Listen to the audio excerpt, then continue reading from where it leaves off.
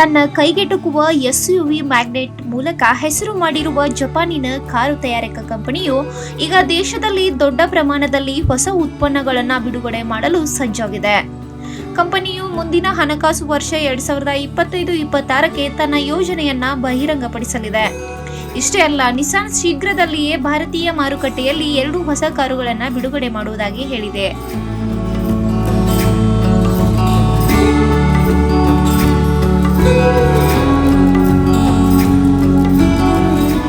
ಪ್ರಸ್ತುತ ಸಾಲಿನಲ್ಲಿ ಹೊಸ 2 ವಾಹನಗಳನ್ನು ಬಿಡುಗಡೆ ಮಾಡುವುದಾಗಿ ಘೋಷಿಸಿದೆ.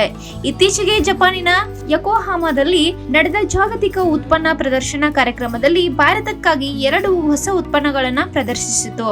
ಇನ್ನು ನಿಸಾನ್ ಭಾರತಕ್ಕಾಗಿ ರೆನಾಲ್ಟ್ ಟ್ರೈಬರ್ ಆಧಾರಿತ MPV ಟೀಸರ್ ಅನ್ನ ಬಿಡುಗಡೆ ಮಾಡಿತು ಮತ್ತು ಹೊಂಡಾಯ್ ಕ್ರೆಟಾಗೆ ಪ್ರತಿಸ್ಪರ್ಧಿಯಾಗಿ ಹೊಸ ಕಾಂಪ್ಯಾಕ್ಟ್ SUV ಬಿಡುಗಡೆ ಮಾಡುವ ಬಗ್ಗೆ ಸುಳಿವು ನೀಡಿದೆ. ನಿಸಾನ್ ಪ್ರಸ್ತುತ ಭಾರತದಲ್ಲಿ ಮ್ಯಾಗ್ನೈಟ್ ಎಂಬ ಒಂದೇ ಒಂದು ಕಾರನ್ನ ಮಾರಾಟ ಮಾಡುತ್ತಿದೆ.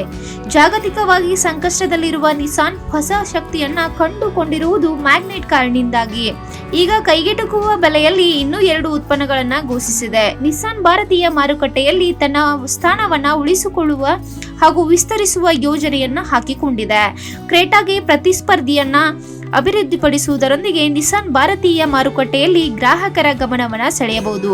ಅದಕ್ಕಾಗಿ ಶೀಘ್ರದಲ್ಲೇ ಉತ್ಪನ್ನವನ್ನ ಬಿಡುಗಡೆ ಮಾಡಬೇಕಾಗುತ್ತದೆ.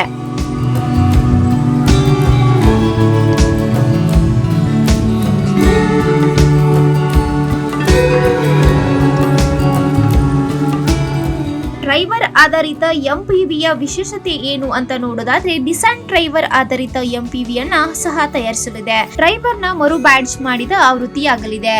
ಡ್ರೈವರ್ 7 ಆಸನಗಳ ಕಾರಾಗಿದ್ದು ಕಡಿಮೆ ಬಜೆಟ್ ಕುಟುಂಬಗಳ ಹೃದಯದಲ್ಲಿ ತನ್ನ ಸ್ಥಾನವನ್ನ ಪಡೆದುಕೊಂಡಿದೆ. ಮುಂಭಾಗವು ಡ್ರೈವರ್ನಂತೆಯೇ ಇದೆ, ಆದ್ರೆ ಹೊಸ ಗ್ರಿಲ್ ಇದೆ. ಒಳಗೆ ಮತ್ತು ವೈಶಿಷ್ಟ್ಯಗಳು ಸ್ವಲ್ಪ ಭಿನ್ನವಾಗಿರಬಹುದು. ಇದಲ್ಲದೆ ಹೊಸ MPV ಶಕ್ತಿಶಾಲಿ 1 ಲೀಟರ್ ಟರ್ಬೋ ಪೆಟ್ರೋಲ್ ಎಂಜಿನ್ ಅನ್ನ ಪಡೆಯಬಹುದು. ಡ್ರೈವರ್ ಆಧಾರಿತ MPVಯ ಈ ವರ್ಷದ ಅಂತ್ಯದ ವೇಳೆಗೆ ಭಾರತೀಯ ಮಾರುಕಟ್ಟೆಯಲ್ಲಿ ಬಿಡುಗಡೆಯಾಗಬಹುದು. ಈ 7 ಆಸನಗಳ ಕಾರು ಭಾರತೀಯ ಮಾರುಕಟ್ಟೆಯಲ್ಲಿ ಮಾರುತಿ ಸುಜುಕಿ ಎರ್ಟಿಗಾ ಜೊತೆ ಸ್ಪರ್ಧಿಸಲಿದೆ. ಕ್ರೆಟಾ ಜೊತೆ ಸ್ಪರ್ಧಿಸುವ ಕಾರು ಯಾವಾಗ ಬಿಡುಗಡೆಯಾಗುತ್ತದೆ ಅನ್ನೋದಾದ್ರೆ, ಜಪಾನಿನ ಬ್ರ್ಯಾಂಡ್ ಕ್ರೆಟಾ ಬಗ್ಗೆ ಯಾವುದೇ ಮಾಹಿತಿಯನ್ನ ನೀಡಿಲ್ಲ. ಆದ್ರೆ ಇದು ಸದ್ಯದಲ್ಲಿ ಬಿಡುಗಡೆಯಾಗುವ ಸಾಧ್ಯ ಇದೆ.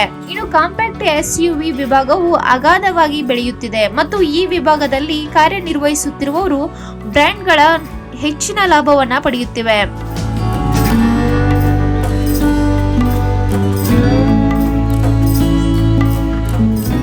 ಮಾರುಕಟ್ಟೆಯಲ್ಲಿ ಬಲವಾದ ಹಿಡಿತವನ್ನ ಹೊಂದಿರುವ ನಿಸಾನ್ ಕಂಪನಿಯು ಬೆಲೆ, ವೈಶಿಷ್ಟ್ಯಗಳು ಮತ್ತು ಡ್ರೈವ್ ಟ್ರೈನ್ ಆಯ್ಕೆಗಳಲ್ಲಿ ಕ್ರೆಟಾ ಜೊತೆ ಸ್ಪರ್ಧಿಸುವ ವಾಹನವನ್ನ ತರಬೇಕಾಗುತ್ತದೆ. BS6 ಮಾನದಂಡಗಳಿಂದಾಗಿ ನಿಸಾನ್ ಭಾರತದಲ್ಲಿ ಡೀಸೆಲ್ ಕಾರುಗಳನ್ನ ಬಹಳ ಹಿಂದೆಯೇ ಸ್ಥಗಿತಗೊಳಿಸಿದೆ. ಆದ್ದರಿಂದ ಮೈಲೇಜ್ ಬಗ್ಗೆ ಕಾಳಜಿ ವಹಿಸುವ ಭಾರತೀಯ ಗ್ರಾಹಕರನ್ನ ಆಕರ್ಷಿಸಲು ಹೈಬ್ರಿಡ್ ಪವರ್ ಟ್ರೈನ್ ಪಡೆಯಬಹುದು. ಕ್ರೆಟಾ ಪ್ರತಿಸ್ಪರ್ಧಿ ವಾಹನವು 2027ರ ವೇಳೆಗೆ ಭಾರತೀಯ ಮಾರುಕಟ್ಟೆಗೆ ಬರುವ ನಿರೀಕ್ಷೆ ಇದೆ.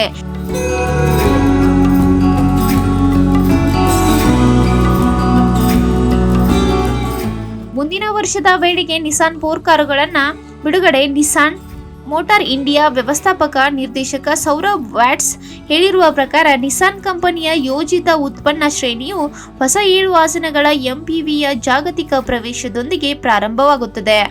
ಇದು 2025ರ ಆರ್ಥಿಕ ವರ್ಷದಲ್ಲಿ ಭಾರತದಲ್ಲಿ ಬಿಡುಗಡೆಯಾಗಲಿದೆ. ಇದರ ನಂತರ ಈಗಾಗಲೇ ಘೋಷಿಸಲಾದ ಹೊಸ SUVಯನ್ನ FY26ರ ಆರಂಭದಲ್ಲಿ ಬಿಡುಗಡೆ ಮಾಡಲಾಗುವುದು. ನಿಸಾನ್ ಮೋಟಾರ್ ಇಂಡಿಯಾ FY26ರ ವೇಳೆಗೆ ಭಾರತೀಯ ಗ್ರಾಹಕರಿಗೆ BC ಮತ್ತು DSU ವಿಭಾಗಗಳಲ್ಲಿ 4 ಉತ್ಪನ್ನಗಳನ್ನು ಬಿಡುಗಡೆ ಮಾಡುವತ್ತ ಸಾಗುತ್ತಿದೆ.